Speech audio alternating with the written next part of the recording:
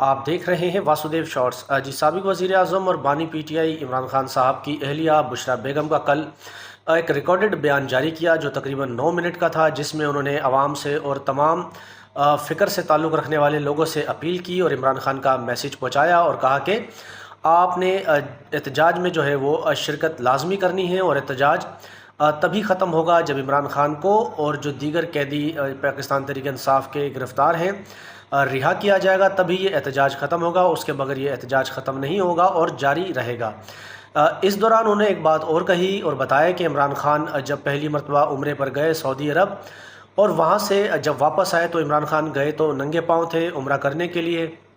وہ بتاتی ہیں کہ خان صاحب تو نہیں بتائیں گے لیکن میں بتا رہی ہوں۔ واپسی آنے پر باجوہ کی ہمیں کال آئی اور انہوں نے کہا کہ یہ آپ کس کو اٹھا لائے ہیں، ہم شریعت کا قانون ختم کرنے جا رہے ہیں اور آپ